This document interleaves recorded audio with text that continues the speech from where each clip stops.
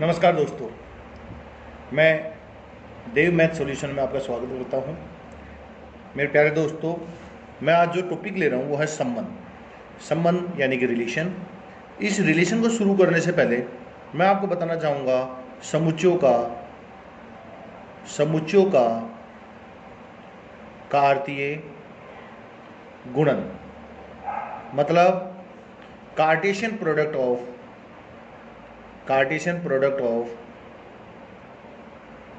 Sets. ये आखिर में होता क्या है? देखिए, अगर मैं कह दूं कि लेट एक element A, small A element set A में है and B element capital B में है, सेट बी में, तो A cross B Cartesian product को शो करता है, यानी कार्तीय गुणन को शो करता है। A comma B, A belongs B में बिलोंग्स होगा, यानी कि ए एलिमेंट होगा ए का और बी एलिमेंट होगा बी का। यानी इसी के साथ एक छोटा सा क्वेश्चन बनता है कि बी क्रॉस ए क्या होगा। तो B cross A, B comma A, और सेम बी एलिमेंट है बी का एंड ए एलिमेंट है ए का। यानी कि सिंपल सा तरीके से हम ये भी कह सकते हैं कि A cross B is not equal to B cross A. Simple सा तरीका ये होगा। इसी के साथ आपसे ये भी कहा जाता है, देखिए ज़्यादातर क्वेश्चन ये पूछा जाता है कि मान लेते हैं कि समुच्चय ए में मेरे पास पी अवयव है, समुच्चय बी में मेरे पास क्यू अवयव है, सेट ए में पी एलिमेंट है, सेट बी में क्यू एलिमेंट है, देन तब एन ए क्रॉस बी में कितने एलिमेंट होंगे? P into Q. या इसको अगर मैं एग्जाम के थ्रू एक रिजल्ट्स देखूं, एग्जाम के दौरान एक रिजल्ट आता है हमारे पास और रिजल्ट्स बनता है हमारे पास बहुत प्यारा सा कि n A cross B equal to n A cross n B. बिल्कुल सही है, इस कंडीशन को आपको ध्यान में रखना है। आखिर में इस कार्टेशियन प्रोडक्ट की मुझे ज़रूरत क्यों पड़ी? इसके पीछे सबसे बड़ा लॉजिक है कि मुझे अगर संबंध टॉपिक पढ़ना है, संबंध का डायरेक्ट ए क्रॉस बी से रिलेशन है।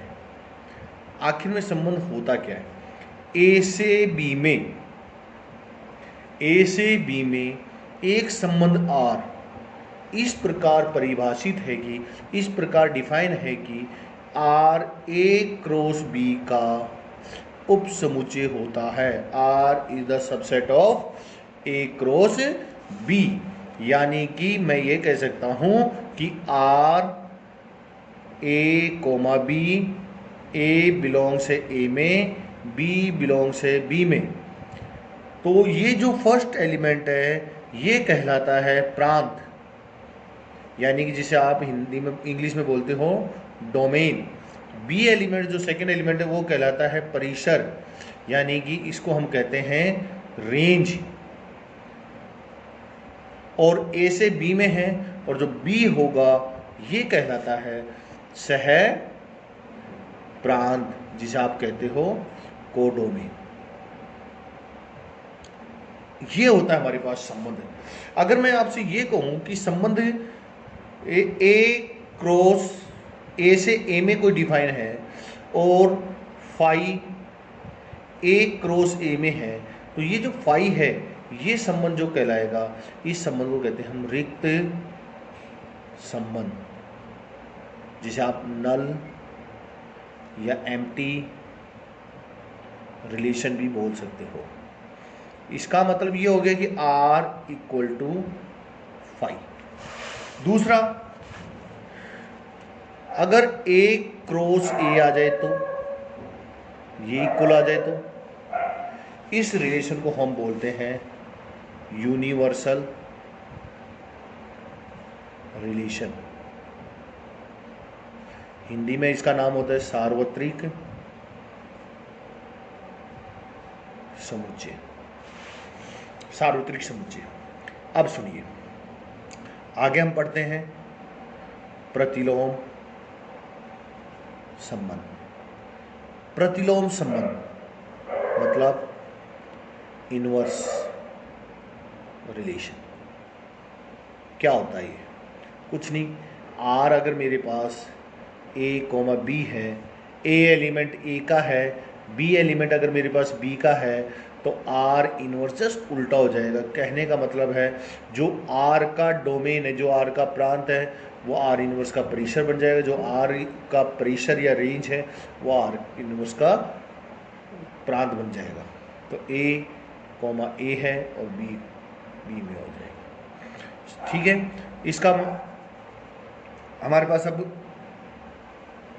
बात आती है कि सर अगर N A M T R है, ध्यान रखिए, एन ए अगर पी है, एन बी अगर मेरे पास क्यू है, देन आपने बताया था अभी थोड़ी देर पहले ही कि ए क्रॉस बी में कितने अवयव होंगे, कितने एलिमेंट्स होंगे, पी क्यू।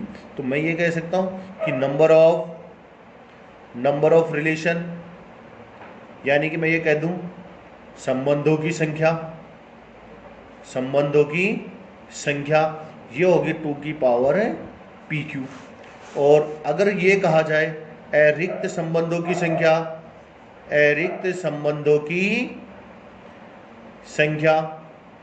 जिसे आप ये भी बोल सकते हो non empty set, number of non empty relation, तो 2 की पावर पी क्यू माइनस से 1 हो जाएगा। चलिए, ये तो था। हाँ, अगला टॉपिक है अब संबंधों के प्रकार, टाइप ऑफ रिलेशन। देखिए, सबसे पहला जो है संबंध वो आता है हमारे पास तत्समक संबंध। तत्समक संबंध होता है आइडेंटिटी रिलेशन। ये संबंध समुच्चय ए में एक संबंध आर तत्समक संबंध होगा यदि ए का प्रत्येक अवयव या एवरी एलिमेंट ऑफ ए का प्रत्येक अवयव स्वयं से संबंध रखता हो, केवल स्वयं से, ओनली एंड ओनली खुद से ही रिलेशन रखता हो। जैसे मैंने एक सेट लिया 1 2 3, और आर जो रिलेशन मैंने लिया है वो है 1 1 2 2 और 3 3। इसका मतलब ये जो संबंध है, ये जो रिलेशन है, ये है तत्समक, यानी कि आइडेंटिटी रिलेशन। लेकिन अगर कोई आपसे ये कह दे कि ये कौन सा रिलेशन होगा, तो ये रिलेशन आइडेंटिटी रिलेशन है नहीं है, मतलब तत्समक संबंध नहीं है। इसका मतलब तत्समक संबंध का मतलब होता है, यानी आइडेंटिटी रिलेशन का मतलब होता है कि ए का प्रत्येक एलिमेंट, एवरी एलिमेंट का रिलेशन केवल और केवल खुद से ही होना चाहिए, स्वयं से ही होना चाहिए। दूसरा जो रिलेशन आता है वो आता है स्वतुल्य संबंध। स्वतुल्य संबंध और तत्समक संबंध की डेफिनेशन एक जैसी ही पड़ती है। तो देखिए, रिफ्लेक्सिव रिलेशन का होता है कि एक संबंध आर, रिलेशन आर ए से ए में इस प्रकार है कि ए का रिलेशन किससे हो, ए से ही हो, खुद से ही रिलेशन है। जैसे उपरोक्त क्वेश्चन से अगर हम देखें तो 1 2 3 है, तो आर ए 1 1 2 2 3 3 ये तत्समक भी है, आइडेंटिटी भी है और रिफ्लेक्सिव भी, मतलब स्वतुल्य भी है। और ये 1 1 2 2 3 3 एंड 1 2 ये only and only reflexive relation है, मतलब स्वतुल्य संबंध है। आगे बात समझ में। तत्समक संबंध में का तो केवल और केवल खुद से रिलेशन होगा, और स्वतुल्य का मतलब है कि खुद से होना चाहिए, किसी और से भी होता है तो भी वो स्वतुल्य में ही काउंट होता है, यानी रिफ्लेक्सिव में काउंट होता है। तीसरा जो रिलेशन है, तीसरा आता है सम्मित संबंध। सम्मित संबंध क्या होता है? मतलब सिमेट्रिक रिलेशन। सिमेट्रिक रिलेशन देखिए ध्यान से, आर ए से ए में एक सममित संबंध होगा यदि ए और बी अगर ए के एलिमेंट है, मान लेते हैं अपन, और ए का बी से रिलेशन है, तो बी का ए से भी होना चाहिए, तो ही ये सममित संबंध होगा, अदरवाइज ये सममित संबंध नहीं होगा, यानी सिमेट्रिक रिलेशन नहीं है। इसे हम इस प्रकार से भी लिख सकते हैं, ए की बात है, बी का संबंध ए से है। अगर कोई आपसे ये कह दे कि ए का संबंध बी से है, अगर ये सममित नहीं है तो बी का संबंध ए से नहीं होगा। अब हम इसके बाद एग्जाम्पल भी लेंगे कई, जैसे पहले मैं एक एग्जाम्पल ले रहा हूँ 1 2 3।